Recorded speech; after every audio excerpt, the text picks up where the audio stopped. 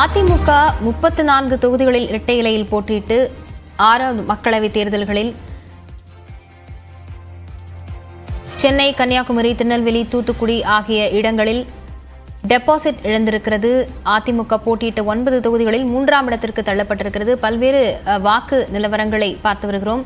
இது தொடர்பான விவரங்களுடன் செய்தியாளர் அபினேஷ் இருந்திருக்கிறார். அபினேஷ், அதிமுகவினுடைய இந்த 3வது இடம், டெபாசிட் இழப்பு போன்ற இந்த முடிவுகள் என்ன உணர்த்தி இருக்கிறது? அதிமுகவுக்கு எங்க அதிமுக சறுக்கி இருக்கிறது?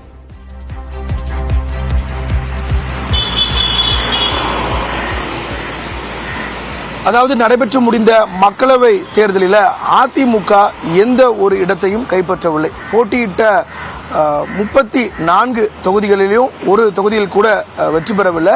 இதற்கு பல்வேறு அம்சங்கள் இருக்கிறது. குறிப்பாக இந்த தேர்தலில் மிக முக்கியமாக 32 தொகுதிகளில் நேரடியாக அதிமுக வேட்பாளர்கள் போட்டியிட்டாங்க. 2 தொகுதிகள் கூட்டணி கட்சிகளுக்கு ஒதுக்கப்பட்டு அந்த தொகுதிகளில் இரட்டை இலை சின்னத்தில் போட்டியிட்டாங்க. குறிப்பாக நெல்லையில், அதாவது தென்காசி தொகுதி என்பது புதிய தமிழகம் கட்சிக்கு ஒதுக்கப்பட்டு அங்கு இரட்டை இலை சின்னத்தில் அவர் போட்டியிட்டார். அதே போல திண்டுக்கல்ல SDPI கட்சிக்கு ஒதுக்கப்பட்டு அங்கேயும் நெல்லை முபாரக் என்கிற வேட்பாளர் இரட்டை இலை சின்னத்தில் போட்டிட்டாக 34 தொகுதிகளில் இரட்டை இலை சின்னம் நேரடியாக போட்டியிட்டு ஏறக்குறைய 88 லட்சம் வாக்குகள் பெற்று தமிழ்நாட்டில் 2வது பெரிய கட்சி என்கிற அந்த அந்தஸ்தை பெற்றிருக்கிறது. குறிப்பாக வாக்கு சதவீதமாக பார்த்தோம் அப்படின்னா 20.46% வாக்கை அவங்க பெற்றிருக்கிறாங்க. ஆனாலும் எந்த ஒரு இடத்தையும் கைப்பற்றவில்லை. இதே கடந்த 2019ஆம் ஆண்டு மக்களவைத் தேர்தலை பொறுத்தவரை நம்ம பார்த்தோம்னா அவங்க நேரடியாக அப்போது ஒரு அலைன்ஸ் இருந்துச்சு. பிஜேபி, PMK, ADMK தலைமையிலான ஒரு கூட்டணியில் பாமக, பாஜக உள்ளிட்ட கட்சிகள் இருந்தாங்க. ஆனால் அதில் 22 இடங்களில் போட்டியிட்டு 19.39 வாக்குகள் பெற்றிருந்தாங்க.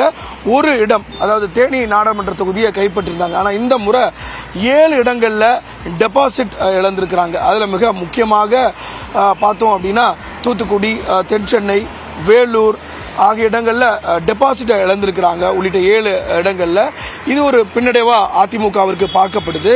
அது மட்டும் இல்லாமல் போட்டியிட்ட ஒரு 9 இடங்களில் 3ஆம் இடத்திற்கும் ஒரு இடத்துல 4ஆம் இடத்திற்கும் அவங்க போயிருக்காங்க. அதாவது 5 இடங்களில் பாஜக அவங்கள, அதாவது அதிமுகவை காட்டிலும் அவங்க 2ஆம் இடம் பெற்றிருக்காங்க. குறிப்பாக தென் சென்னை, அதே போல் நெல்லை, திருநெல்வேலி, அதே போல் தென்சென்னை, திருநெல்வேலி உள்ளிட்ட இடங்களில் 5 இடங்களில், வேலூர், இந்த 5 இடங்களில் 2ஆம் இடம் பெற்றிருக்கிறாங்க. அதே போல் தர்மபுரியில் பாமக அவங்கள 3ஆம் இடத்திற்கு தள்ளியிருக்காங்க. அதே போல் பன்னீர்செல்வம், முன்னாள் முதலமைச்சர் பன்னீர்செல்வம் ராமநாதபுரத்தில் அதிமுக வேட்பாளரை பின்னுக்கு தள்ளி 3ஆம் இடத்துக்கு அனுப்பிச்சிருக்கார். அதே போல் தேனியில் TTV தினகரன் அதிமுக வேட்பாளரை 3ஆம் இடத்துக்கு அனுப்பிச்சிருக்கிறார்.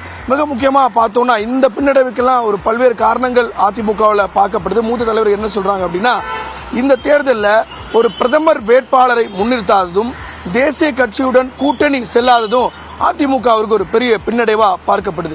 இது ஒரு பிரதமரை தேர்ந்தெடுக்கக்கூடிய ஒரு தேர்தல் அப்படிங்கிறதுனால ஒரு தேசிய கட்சியோட கூட்டணி அமைக்காதது அதிமுகவிற்கு இந்த பின்னடைவா பார்க்கப்படுது. பாஜகவுடன், அதாவது தேர்தலுக்கு ஒரு 5 மாதங்களுக்கு முன்பு அந்த கூட்டணியிலிருந்து அதிமுக வெளியே வந்தது.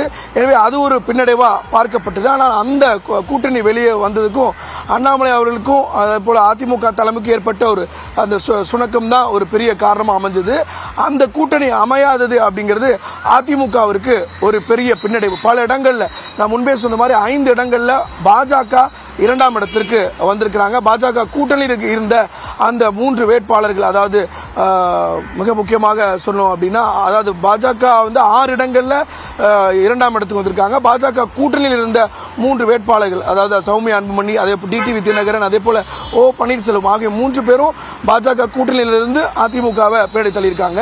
எனவே இந்த கூட்டணி அமையாதது அதிமுகவிற்கு ஒரு பெரிய பின்னடைவா பார்க்கப்படுது. ஏன்னா தேர்தல் நேரங்கள், தேர்தலுக்கு முன்பு தொடர்ந்து அதிமுகவுடைய பொதுச்செயலர் எடப்பாடி பழனிசாமி அதிமுக தலைமையிலான ஒரு மெகா கூட்டணி அமைக்கப்படும் அப்படின்னு சொன்னார். ஆனால் அதிமுக தலைமையில் ஒரு பெரிய அளவில் கூட்டணி அமைக்கப்படவில்லை. திமுக கூட்டணி தொடர்ந்து 2019ஆம் ஆண்டு தேர்தலிருந்து தொடர்ந்து ஒரு பெரிய கூட்டணியில், ஒரு மெகா அலைன்ஸில் தொடர்ந்து கன்சிஸ்டன்சியாக அவங்க பயணிச்சு வராங்க. ஆனால் இந்த பக்கம் அதிமுக தலைமையிலான கூட்டணி கூட்டணி அப்படிங்கிறது ஒரு வலுவான கூட்டணியா அமையாதது அதிமுகவுடைய பெரிய பின்னடைவுக்கு காரணமா பார்க்கப்பட்டது. அதுல மிக முக்கியமா இந்த தேர்தலில் அதிமுகவோட ஒரு பெரிய கட்சி இந்த தேர்தலில் இருந்தது தேமுதிக மட்டும்தான். அந்த தேமுதிகவும் 5 இடங்கள்ல தான் போட்டியிட்டது. எனவே பெரிய கூட்டணி அமையாதது அதிமுகவுடைய பின்னடைவா பார்க்கப்படுது. இருப்பினும் 20.46% வாக்கை அதிமுக பெற்று மீண்டும் பிரதான எதிர்க்கட்சியான அதிமுக 2வது இடத்தை தக்க வைத்திருக்கிறது. ஆனால் கடந்த ஆண்டை காட்டிலும் கடந்த 2019ஆம் ஆண்டு 19.39 வாக்குகள் பெற்றிருந்தாங்க. வெறும் 22 சீட்லேயே அந்த வாக்குகள் பெற்றிருந்தாங்க. ஆனால் இந்த முறை ஏறக்குறைய 34 இடங்கள்ல போட்டியிட்டும் 20.46% வாக்குகள் தான் பெற்றுக்கிறாங்க. அதில் மிக முக்கியமாக நான் முன்பு சொன்னது இது பிரதமரை தேர்ந்தெடுக்கக்கூடிய வாக்குகள் அப்படிங்கிறதுனால நிறைய வாக்குகள் பாஜக தரப்புக்கு போயிருப்பதாக அதிமுகவுடைய மூத்த தலைவர்கள் நினைக்கிறாங்க.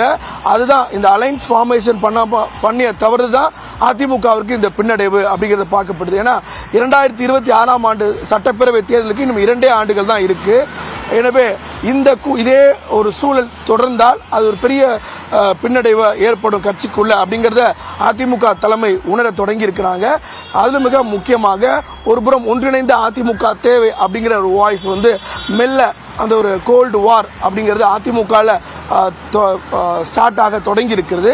மிக முக்கியமாக அதிமுகவுடைய பொதுச் செயலாளராக எடப்பாடி பழனிசாமி தேர்வானதுக்கு பிறகு நடக்கக்கூடிய மிக முக்கியமான ஒரு தேர்தல், பெரிய தேர்தல், இந்தியா முழுமைக்கும் கவனிக்கக்கூடிய ஒரு பிரதமரை தேர்ந்தெடுக்கக்கூடிய தேர்தல்.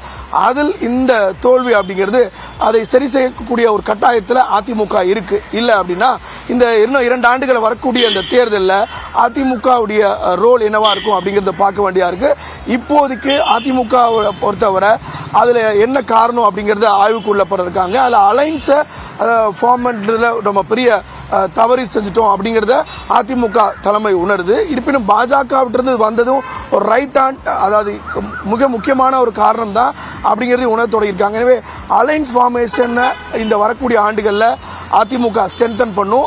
அலைன்ஸ் ஃபார்மேஷன் இந்த கூட்டணிக்கு ஒரு பலம் பொருந்தும். வெறும் கட்சிகளுடைய எண்ணிக்கை வெறும், அதாவது அதிமுகவுடைய வாக்குகள் மட்டும் வந்தாலும் மட்டும் போதாது, அலைன்ஸோட ஒரு ரோல் அப்படிங்கிறத பிளே பண்ண முக்கியம் அப்படிங்கிறத அதிமுக தலைமை உணர தொடங்கி இருக்கிறாங்க.